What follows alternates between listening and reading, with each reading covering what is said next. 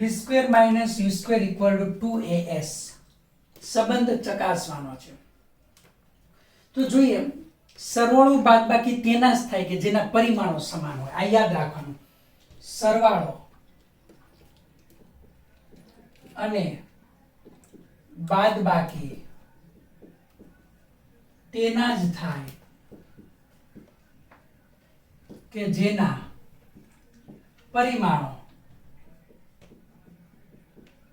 કેવા હોય? સમાન. તો અહીંયા લીધું v સ્ક્વેર નું પરિમાણ. v એટલે ઝડપ છે. v એટલે ઝડપ. v અને u બે ઝડપ છે. એનો એકમ છે મીટર પર સેકન્ડ. એનું પારિમાણિક સૂત્ર શું થાય? L1 t - 1. તેથી અહીંયા v સ્ક્વેર નું પરિમાણ ઇક્વલ ટુ u સ્ક્વેર નું પરિમાણ ઇક્વલ ટુ કોનું આવે? v square minus u square નું પરિમાણ. આનું જે પરિમાણ હોય એ જ આનું પરિમાણ આવશે, એ જ એના બાદબાકીનું પરિમાણ આવે. આપણને ખબર છે 30 ડિગ્રીમાંથી 20 ડિગ્રી બાદ કરો, 30 ડિગ્રી સેલ્સિયસ હોય એમાંથી 20 ડિગ્રી સેલ્સિયસ બાદ કરો 10 ડિગ્રી સેલ્સિયસ, તો એકમનો બાદબાકી ન થાય, માત્ર કોની બાદબાકી થાય? મૂલ્યની બાદબાકી થાય. એટલે એકમ તો હોય એના એ જ રહે, બાકી રહેશે નહીં. ઓકે, આ યાદ રાખજો. તો મીન્સ કે પરિમાણ જે હોય તે જ રહેશે. તો બીજું ઉદાહરણ હું તમને અહીંયા લઉં છું કે 100 મીટર માઇનસ 10 મીટર કેટલું થાય? 90 મીટર થાય. તો અહીંયા અંકનો તફાવત, એકમ તો કેવો રહે એનો એ જ રહે. એટલે હંમેશા એકમ એટલે કે પરિમાણ છે એમાં કોઈ ફેરફાર થશે નહીં. એટલે આ એક રાશિનું જે પરિમાણ હશે એ જ આખી રાશિનું હશે. ઓકે, તો આ બધાના પરિમાણો બેના કેવા આવશે? સમાન. તો કેટલું લખી શકો આપણે? L1 t - 1. ઓકે, આ થશે લેફ્ટ હેન્ડ સાઈડ. હવે રાઈટ હેન્ડ સાઈડ માટે a પ્રવેગ અને મીટર પર સેકન્ડ સ્ક્વેર. પારિમાણિક સૂત્ર L1 t - 2. s એ અંતર અથવા સ્થાનાંતર, એનો એકમ મીટર, એનું પારિમાણિક સૂત્ર છે L1. તો right hand side equal to 2as, આનું પારિમાણિક 2 પરિમાણ રહિત એટલે એનું પારિમાણિક સૂત્ર, s નું પારિમાણિક સૂત્ર.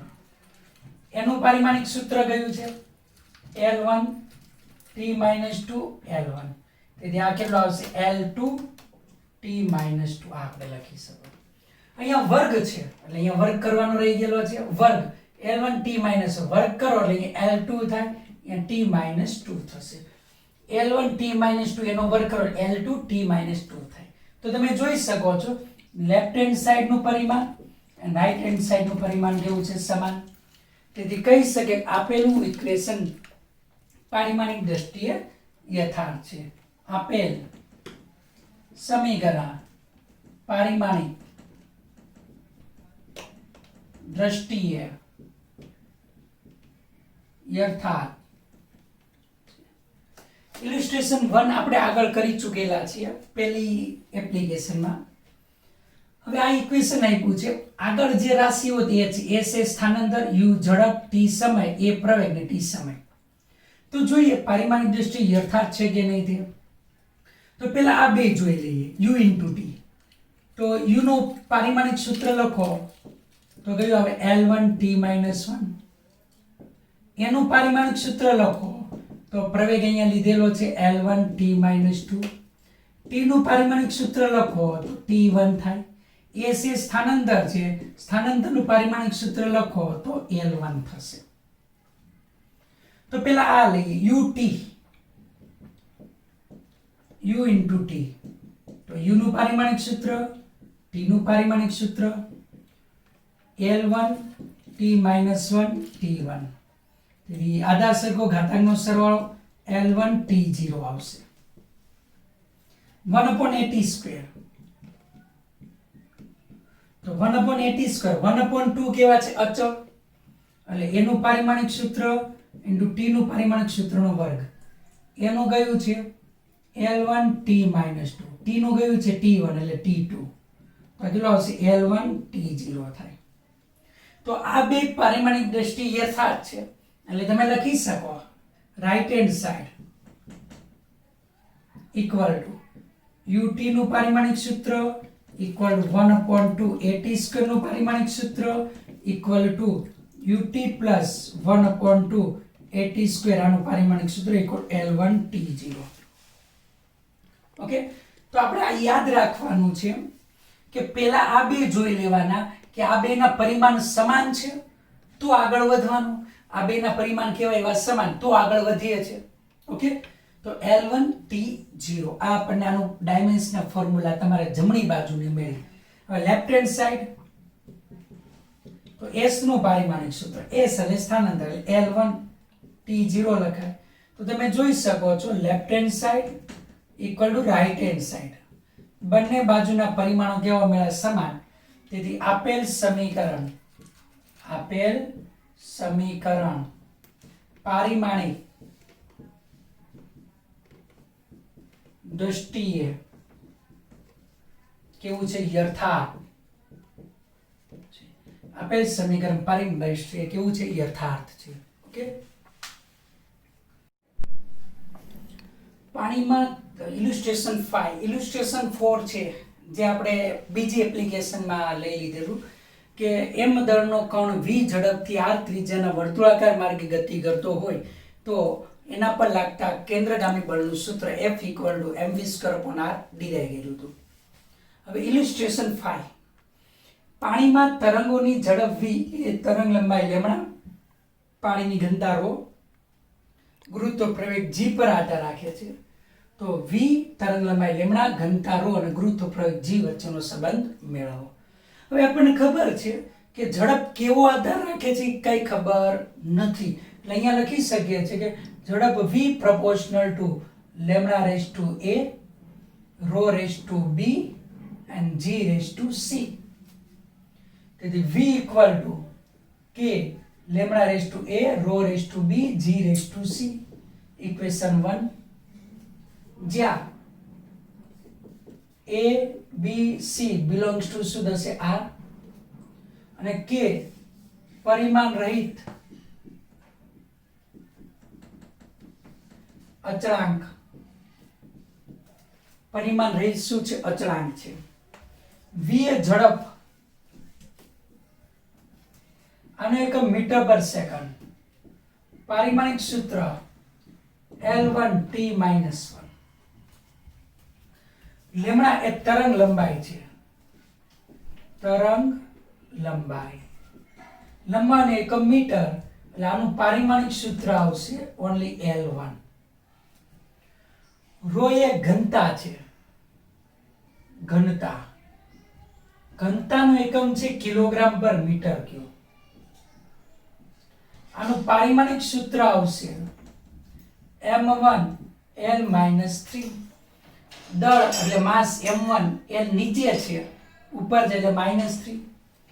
g ગુરુત્વ પ્રવેગ, ગુરુત્વ પ્રવેગ, આનો એકમ છે મીટર પર સેકન્ડ સ્ક્વેર અને આનું પારિમાણિક સૂત્ર થશે L1 T-2. સમીકરણ 1 પરથી લઈએ. સમીકરણ 1 માં લેફ્ટ હેન્ડ સાઈડ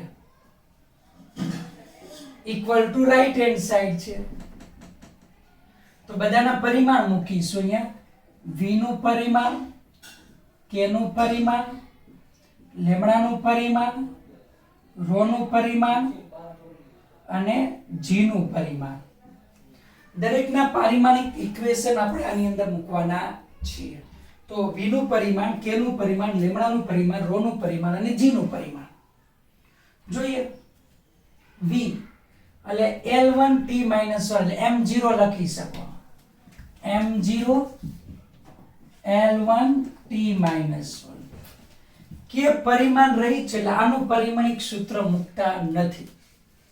લેમડા એટલે L1 raised to a, ρ એટલે m1 L-3 raised to b, g એટલે L1 T-2 raised to c.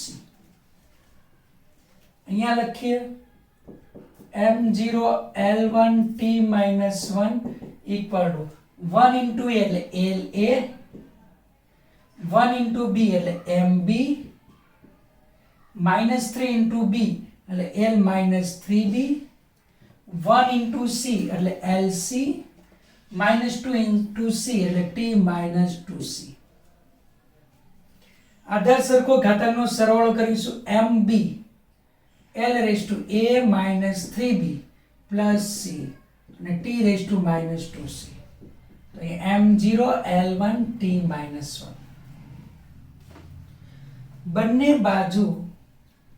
બંને બાજુ અનુરૂપ રાશિઓના પરિમાણો સરખાવતા. તો m છે અહીંયા છે 0, તો અહીંયા શું છે b, તો b બરાબર 0 આવ્યું. અહીંયા l છે, અહીંયા 1, a -3b plus c. અહીંયા t છે -1 છે, તો અહીંયા -2c. તેથી c બરાબર કેટલો આવશે 1/2. b અને c ની કિંમત અહીંયા, b ની કિંમત અહીંયા મૂકીએ, c ની કિંમત અહીંયા મૂકો, તો આ ઇક્વેશન આપણને મળે 1 = a -3 into 0 plus 1/2. તેથી આમાં 1 = a plus 1/2. આ તરફ જાય તો a = also 1/2 મળશે. કારણ કે 1/2 આ તરફ જાય તો આપણે 1 માંથી 1/2 જશે તો કેટલું વધશે 1/2. તો a b અને c ની કિંમત સમીકરણ 1 માં મૂકીએ અને પ્રાયોગિક રીતે k બરાબર કેટલું લઈએ 1. તો સમીકરણ 1 પરથી તમે જોઈ શકો v k બરાબર 1, લેમ્બડા રેઝ ટુ a બરાબર 1/2, રો રેઝ ટુ b બરાબર 0 અને g રેઝ ટુ c એટલે 1/2. કોઈ પણની 0 ઘાત એટલે 1, તેથી lambda raise to 1/2, g raise to 1/2, તો બેને અંડર રૂટમાં આપણે લખી શકીએ છીએ. This is the relation between lambda g and v. તો આ તરંગ ઝડપનું ઇક્વેશન આપણને મળવાનું છે. તો પાણીમાં રચાતા તરંગોની ઝડપ આ રીતના આપણને મળશે. અને બધા જે એકમો છે અને એકમોને પારિમાણિક સૂત્ર ટેક્સ્ટ બુકની અંદર આપેલા છે અને આગળ જેમ જેમ સ્ટડી કરવાના છે તેમ તેમ બધા સૂત્ર આપણે આવવાના છે, એટલે ઓટોમેટિક આપણને યાદ રહી જશે. પણ અત્યારે ટેક્સ્ટ બુકની અંદર જેટલા સૂત્ર આપણને આપેલા છે, છેલ્લે આપેલા છે, ચેપ્ટર પૂરું થાય ત્યાં બુકની પાછળ આપેલા છે, ત્યાં બધાના સૂત્ર અને પારિમાણિક સૂત્ર પણ આપેલા, એ આપણે યાદ રાખવાના રહેશે. વાન ડેર વાલ્સ સમીકરણ illustration 6, p plus a upon v square v minus b equal to rt. માં a અને b અચળાંકના એકમો અને પારિમાણિક સૂત્ર મેળવવાના છે. p દબાણ છે, v કદ છે, t તાપમાન છે, r એ y નો સાર્વત્રિક અચળાંક આપણે આવવાનો છે. ઓકે, તો હવે લઈએ a અને b. તો પહેલા તો સૌપ્રથમ p પ્રેશર દબાણ, આનો એકમ છે ન્યૂટન પર મીટર સ્ક્વેર અને એનું પારિમાણિક સૂત્ર આવશે. તમને બુકના પહેલો ભાગ છે અને બધા ચેપ્ટરો પૂરા થાય પછી બધા એકમો આપેલા છે. ન્યૂટન એટલે ખબર છે m1 l1 t -2 metre square l2. તો દબાણનું પારિમાણિક સૂત્ર કયું આવે m1. આ ઉપર જાય તો 1 - 2 એટલે l -2 t -2. Okay, sorry l -1 આવશે. આ 2 ઉપર જાય તો 1 - 2 એટલે -1, તો દબાણનું પારિમાણિક સૂત્ર આ આવશે. બીજું v છે કદ, કદનો એકમ છે મીટર ક્યુબ, પારિમાણિક સૂત્ર આવશે l3. ચલો હવે લઈએ b અને એના પારિમાણિક સૂત્રને જોઈએ. તો સરવાળો બાદબાકી કોના થાય? જેના પરિમાણ સમાન હોય તેના. તો એનો મતલબ v નું પરિમાણ અને b નું પરિમાણ કેવું હોવું જોઈએ? સમાન હોવું જોઈએ. તો આપણે ફરી પાછો શબ્દ લખીએ છીએ સરવાળો અને બાદબાકી તેના જ થશે કે જેના પરિમાણો કેવા થાય? સમાન હોય. સરળ અને બાદબાકી તેના જ થાય કે જેના પરિમાણો સમાન હોય. એનો મતલબ એ કે v નું dimensional formula equal to b ની ડાયમેન્શનલ ફોર્મ્યુલા થશે equal to v minus b ની થાય.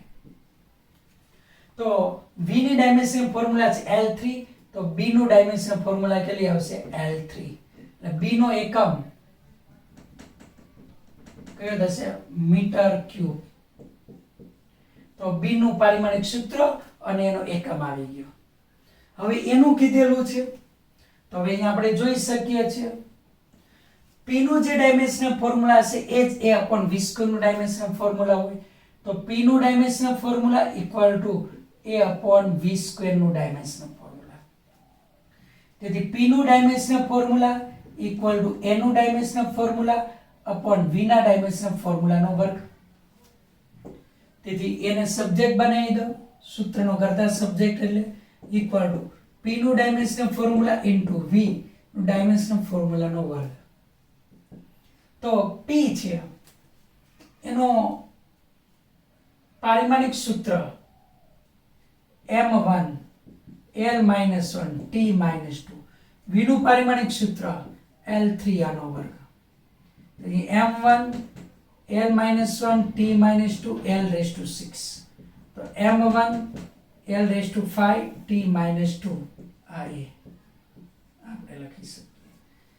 એનું પારિમાણિક સૂત્ર ઇક્વલ ટુ એમનું m1 l⁵ અને t-2 થાય. અને એનો એકમ અહીંયાથી લખી શકો p એટલે ન્યૂટન પર મીટર સ્ક્વેર, ઓકે, અને v એટલે મીટર ક્યુબ આનો સ્ક્વેર. તો અહીંયા આપણી પાસે એકમ આવશે કે ન્યૂટન મીટર/4 આ એનો એકમ થશે. ઓકે, હવે પરીક્ષામાં એવું પૂછે a upon b નું પારિમાણિક સૂત્ર જણાવો. a નું પારિમાણિક સૂત્ર છેદમાં b નું પારિમાણિક સૂત્ર. a એટલે m1 l⁵ t-2, b એટલે l3. તેથી તમે લખો m1 l2 t-2. તો આ કોનું છે જૂલનું છે. તો a upon b એ કઈ ભૌતિક રાશિ આવશે કાર્ય આવશે. ઓકે, આ રીતના તમારે પ્રશ્ન પૂછી શકે. ફરી પાછું અહીંયા શું યાદ રાખવાનું કે સરવાળો અને બાદબાકી કોના થાય જેના પરિમાણો સમાન હોય તેના.